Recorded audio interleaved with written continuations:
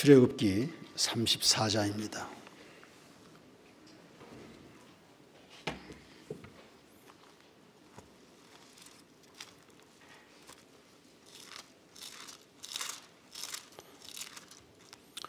두 가지 광고 먼저 드릴까요? 첫째는 우리 4층 권사회실은 하루 24시간 난방 중에 있습니다. 그래서 언제든지 오셔서 기도하시고 때로는 예배당에서 밤을 지새울 수도 있겠습니다. 기도하면서 찬양하면서 많이들 또 잘 사용하시고요. 그리고 예배 후에 장로님들 잠깐 미팅하고 헤어지도록 하겠습니다. 출애굽기 34장 10절에서 17절까지입니다. 교도하겠습니다. 여호와께서 이르시되 보라 내가 언약을 세우나니 곧 내가 아직 온 땅 아무 국민에게도 행하지 아니한 이적을 너희 전체 백성 앞에 행할 것이라. 내가 머무는 나라 백성이 다 여호와의 행하심을 보리니 내가 너를 위하여 행할 일이 두려운 것임이라.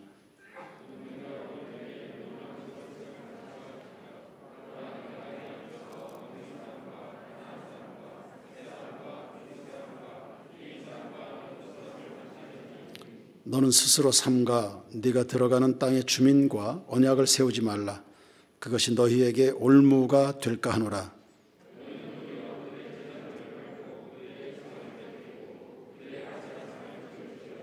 너는 다른 신에게 절하지 말라. 여호와는 질투라 이름하는 질투의 하나님이니라.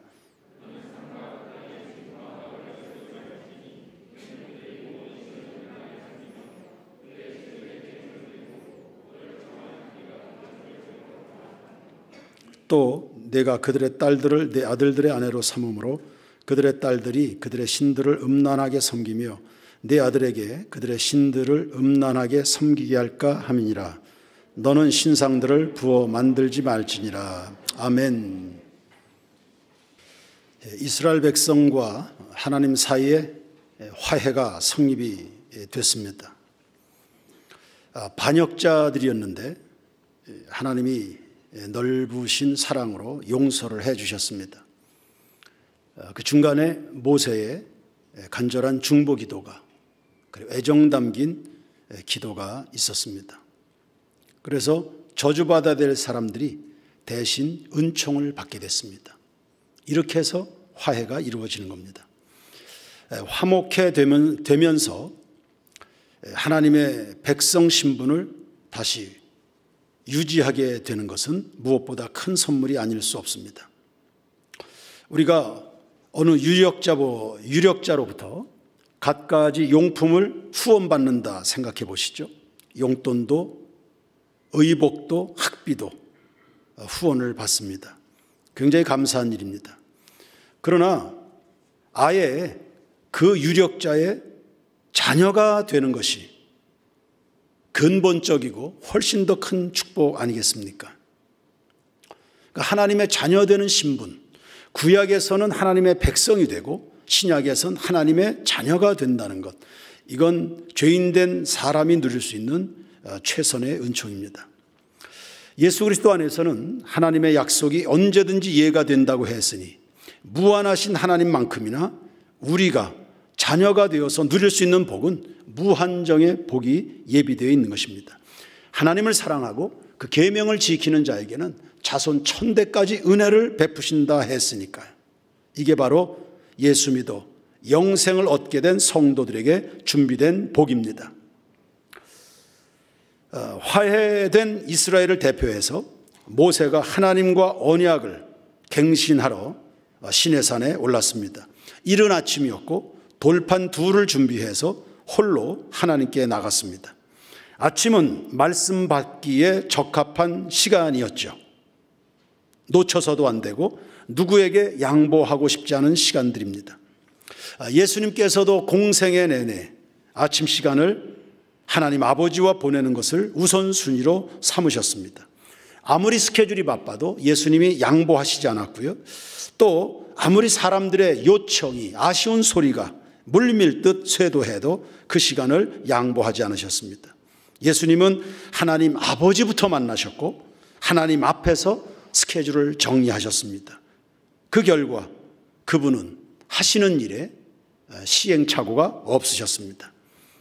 시험이 굉장히 많았고 환난도 말도 못하게 있었습니다. 그런데 흔들림이 없었습니다. 그리고 어김없이 십자가 구속이라는 그분의 목표를 완수하셨습니다.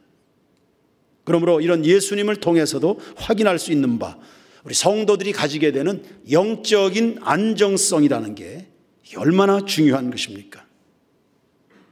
그 부분을 양보하거나 흔들림이 없도록 유지해가는 겁니다. 영적으로 공급받는다 그랬습니다. 사람의 생명이 소유의 넉넉함에 있지 않았습니다. 그러므로 영적인 부요함을 매일매일 준비하는 것이 이 세상을 살아가는 최상의 무기가 되는 겁니다. 예수님은 승천하시면서 제자들에게 유언 중에 하나로 남기신 게 성령의 충만을 받으라였습니다. 말씀으로 빛을 삼는 거죠. 그 말씀 안에 질서가 다 회복되지 않습니까? 혼돈과 무질서도 잠잠케 되는 그 말씀의 부요한 말입니다. 그러니 새인교회 모든 성도 여러분, 평생을, 그리고 올 한 해 잘 훈련하셔서 평생 새벽을 깨워가는, 새벽을 살리는, 새벽의 영적 부요함을 누리는 그 새벽의 부요함으로 하루하루를 승리하는 여러분 모두가 되길 주의 이름으로 축원합니다. 새벽에 하나님이 도우신다 했습니다. 새벽에 하나님이 말씀해 주시는 것입니다.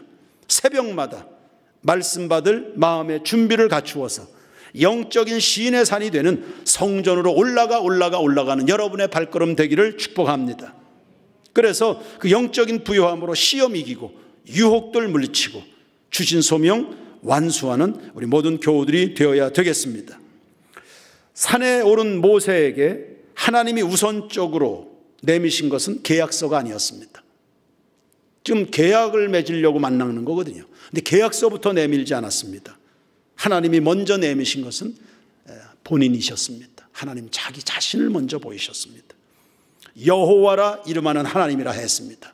그분의 위대한 존재성을 알려주는 겁니다.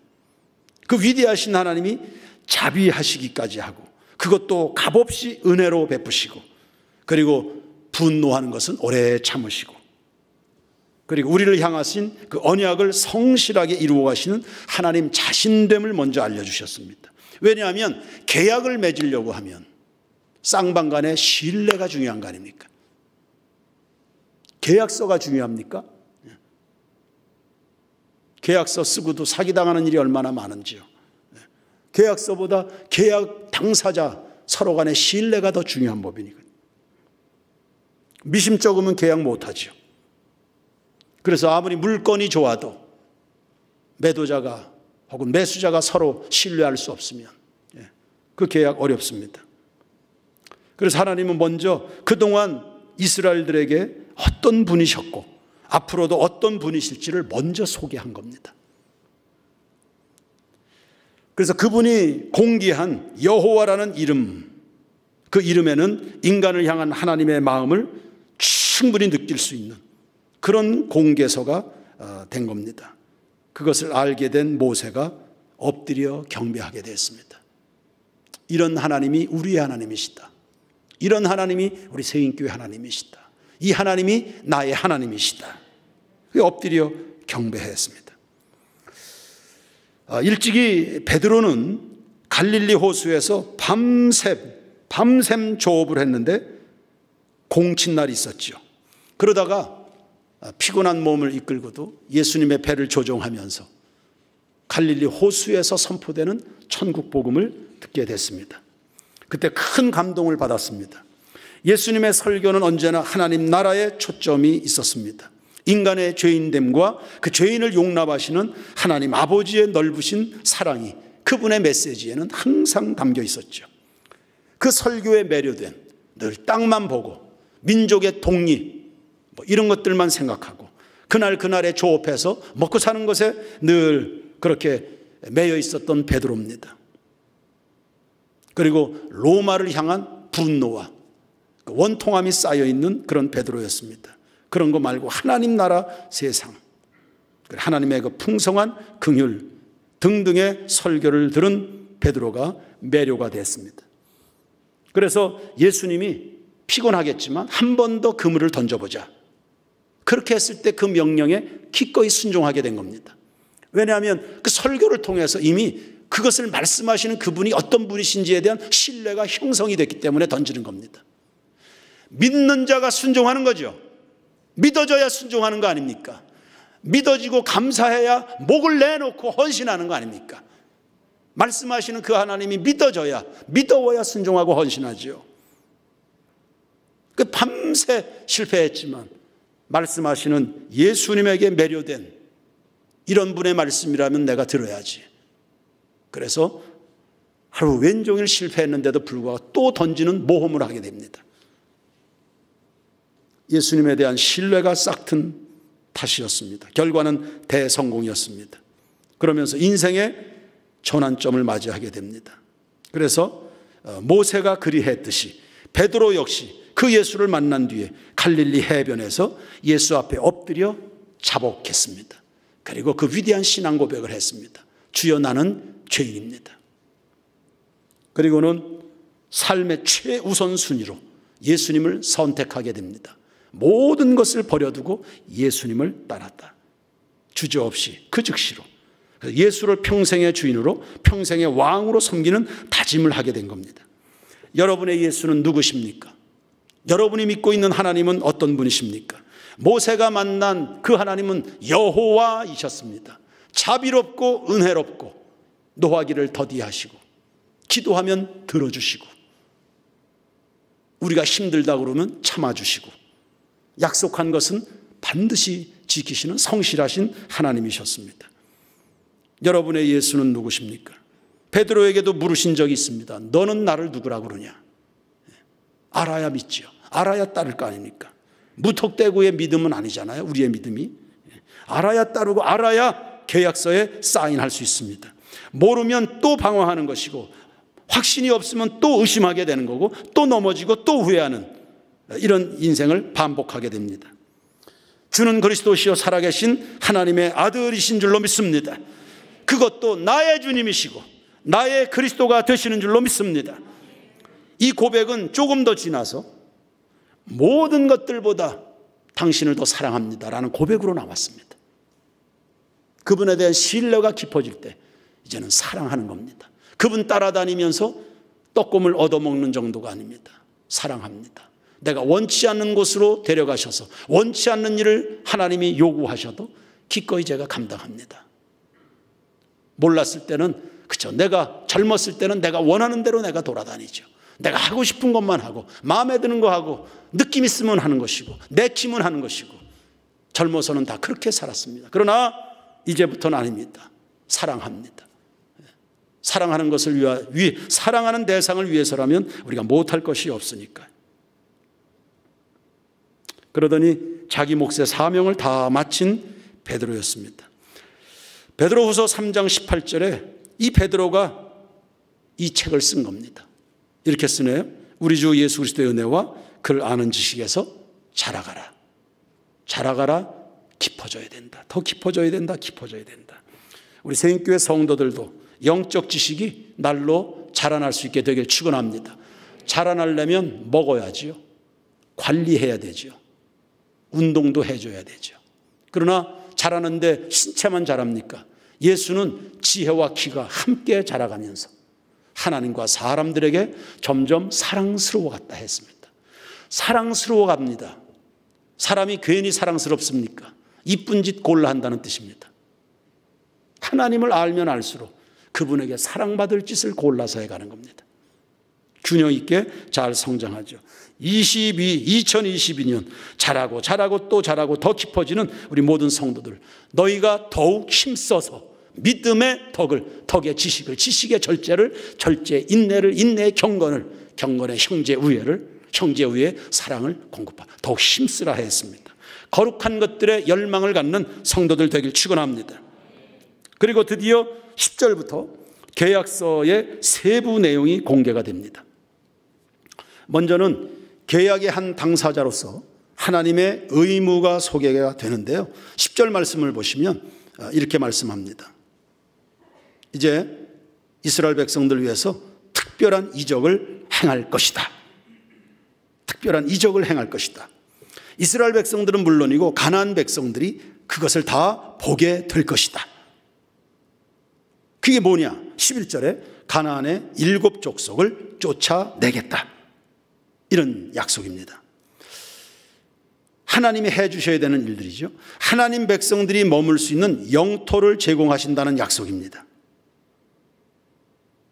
그 과정에 7 족속들은 이스라엘 백성과 함께하는 하나님을 두려워하게 될 것이다. 할렐루야. 국가의 영토가 있어야죠. 땅덩어리가 있어야 되죠. 그 영토를 확보하면서 필연적으로 하나님은 7 족속을 몰아내십니다. 이 말은 달리 이야기하면 하나님이 이기게 해주신다는 뜻입니다. 이스라엘 백성들 스스로 이기는 게 아닙니다. 하나님이 이기게 해주신다는 거예요. 그러니까 이스라엘과 함께 하신다는 약속이죠. 그래서 언약의 핵심이 뭡니까? 임마누엘이에요. 내가 너희와 함께 한다. 발로 밟는 땅은 다 내가 너희에게 준다. 여러분들이 꿈꾸고 도전하고 기도하고 또 기도하고 수고하고 기도하고 도전하고 기도하고 노력하고 기도하고 갈망하고 2022년 한 해를 살면서 여러분이 어디에서 무엇을 하든지 하나님이 함께해 주신다. 임마누엘의 약속입니다. 이게 언약의 핵심입니다. 천사 가브리엘이 마리아에게 예언을 했습니다. 네가 잉태하여 아들을 낳으리니 그 이름을 임마누엘이라 하리라. 하나님이 우리와 함께 하신다. 죄인된 인간들, 구원받은 인간들, 하나님과 관계가 화해로 회복된 사람들을 향해 하나님이 주신 하나의 약속입니다. 다른 약속 없습니다. 하나님이 우리와 함께 하신다는 거예요. 예수님이 승천하실 때 땅에 남겨진 제자들에게 주신 말씀이 보라, 세상 끝날까지 내가 너희와 항상 함께 있으리라. 임마누엘입니다. 에서와 싸우고 도망치는 야곱에게 베델 광야에서 하나님이 약속하셨습니다. 네가 어디로 가든지 내가 너와 함께 할 것이다. 모세의 뒤를 이은 여호수아에게 주신 언약이 뭡니까? 강하고 담대하라.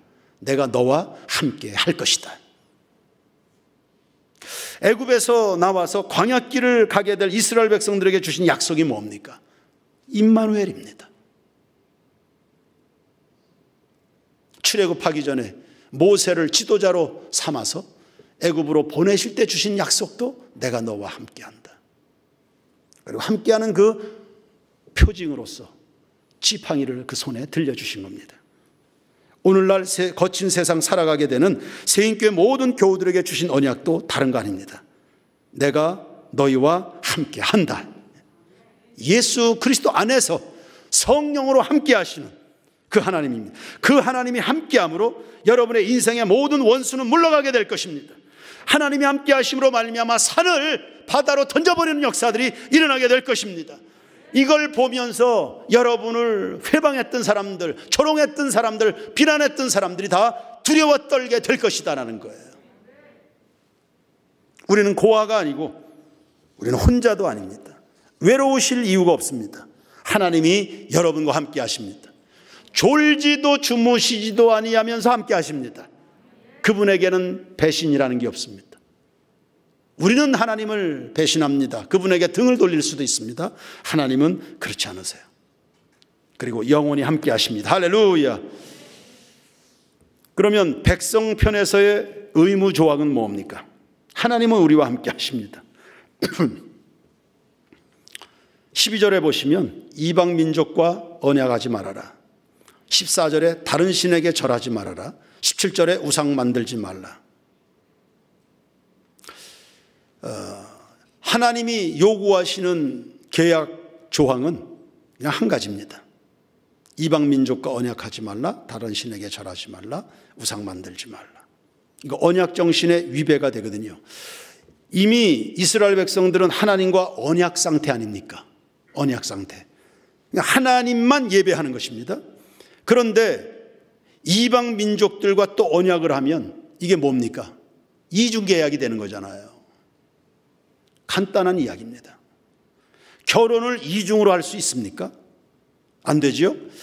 하나님은 마치 남편이 부부의 침실을 귀중하게 여기시듯 당신께 드려야 되는 성도들의 예배의 성결성을 요구하시는 겁니다. 짬뽕된 예배, 짬뽕된 신앙, 이런 거를 용납하지 않는 겁니다. 그런 예배 받고 싶지 않은 겁니다. 결코 간음을 행하지 말라는 겁니다. 너는 나 외에 다른 신을 있게 하지 말라. 하나님은 지금 가나안 족속을 몰아내시려고 합니다. 그들의 종교가 가증합니다. 거기에 따르는 부패한 삶이 싫으신 겁니다. 그래서 쫓아냅니다. 근데 하나님이 그 싫어하는 것을 백성들이 손을 잡으려고 하면 되겠는가? 이런 말이에요. 고린도서 6장 14절에 믿지 않는 자와 멍에를 같이 하지 말라고 말씀했습니다. 그리고 다른 백성들과 타협하지 않는 정도가 아니라 13절 말씀해 보시면 우상이나 그 단을 찍어 버릴 것을 말합니다. 철저성을 말합니다. 조금의 여지도 허용되지 않습니다. 세상에 눈길을 주지 말라는 겁니다. 눈길 안 주는 정도가 아닙니다. 적극적으로 우리가 살아가는 사회에서 우상주의를 타파할 것을 말씀하는 겁니다. 내 속에 누룩을 제거합니다. 우리 가정에 조금만이라도 하나님이 싫어하실 만한 가증된 것들이 조금이라도 있으면 그 누룩을 다 뽑아내라는 겁니다.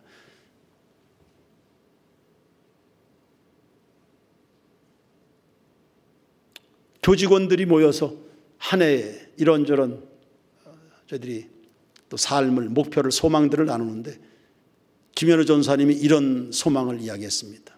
혹이라도 세인교회 안에 있는 세속주의, 인본주의가 사라지면 좋겠습니다. 그래서 나중에 제가 물었죠. 전도사님이 보실 때 혹이라도 세속적인 요소가 은근히 자리 잡고 있는 게 있습니까? 물론 조심스러워서 일일이 다 말씀을 하지 않으셨습니다. 목사님이 더 잘 아시죠 뭐 이러고 슬 넘어가셨는데, 교회 안에 들어와 있는 인본주의나 세속주의는 없습니까? 세상 것들을 답습하는, 하나님은 그런 것들 싫다고 다 내몰아 가시는데 우리는 분별력 없이 알게 모르게 그런 것들을 받아들이고 있는 것은 없는가? 세상에서 늘 그런 문화 속에 젖어서 살다 보니까 그런 것들이 당연한 줄로 알고 그렇게 하는 것은 없을까? 누군가는 깨어서 그런 부분에 대해서 영적인 전투를 하고 있다는 사실이 여러분 든든하지 않습니까? 누군가는 한 사람이라도 그런 것들이 교회 안에 발을 들여놓지 못하도록.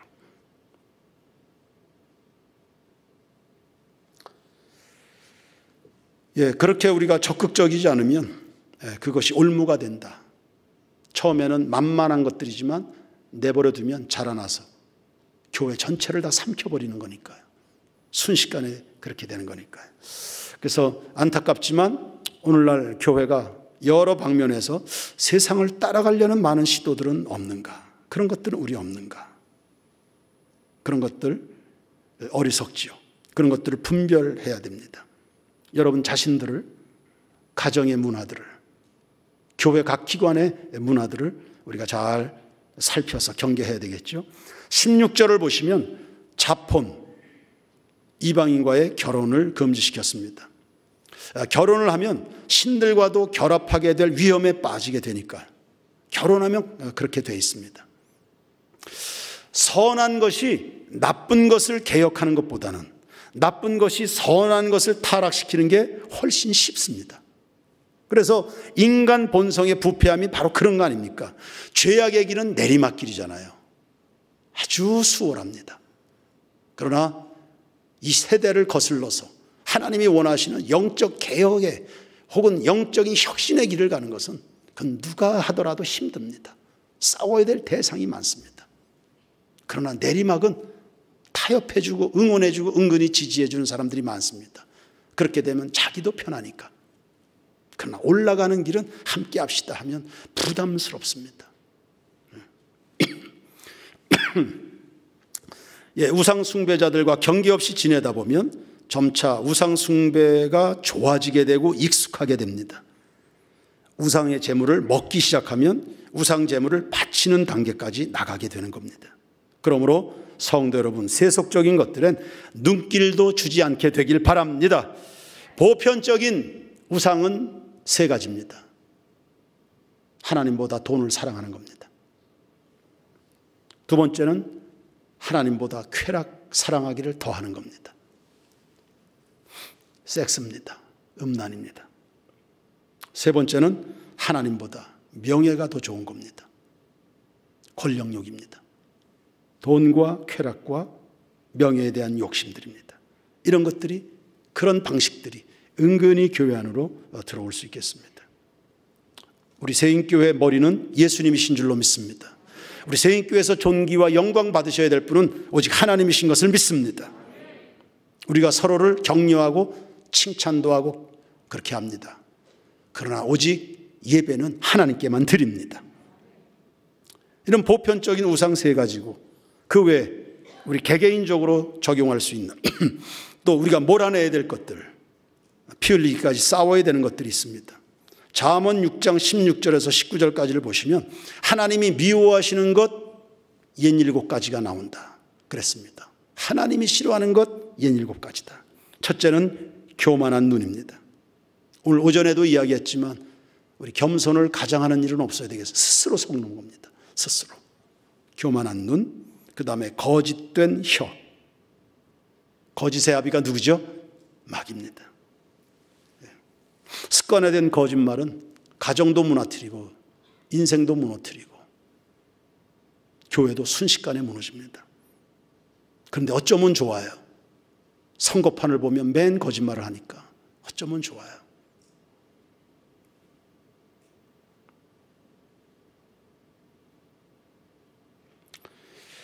무지한 자의 피를 흘리는 손, 악한 계교를 꾀하는 마음, 빨리 악으로 달려가는 발, 멈춰 서기를 바랍니다. 거짓을 말하는 망령된 증인, 형제 사이를 이간하는 자, 하나님이 싫어하는 7가지라 하였습니다. 이런 것들이 우리 속사람에서부터 시작해서 우리 머리에서부터 다 물러가게 되길 축원합니다. 우리의 악한 꾀를 위해서 예수님이 가시면류관을 쓰시고 다 피를, 이마가 다 찢어져 가지고 우리 속에 악한 생각을 빼내시기 위해서, 악한 탐욕을 몰아내시기 위해서 예수님이 다 창을, 우리의 더러운 손과 발 때문에 예수님이 다 못 박히시지 않았습니까? 정결하라고. 그러니 그분 다시 고생시키시는 일이 없지, 그분 다시 마음 아프시지 않도록 올 한 해 하나님이 기뻐하시는 것은 적극적으로, 미워하시는 것은 흉내도 내지 않는, 모양이라도 다 버리는 그런 성도들 되길 축원합니다. 찍어버리시길 축원합니다. 그리고 그런 것들이 우리 주변에 남아있지 않도록 싸우시길 바랍니다. 싸워서 몰아내시길 바랍니다. 오늘 거룩한 새 출발, 영광스러운 2022년 승리를 위한 거룩한 새 출발, 영광의 출발하는 우리 모두가 되기를 주님의 이름으로 축원합니다. 축원합니다.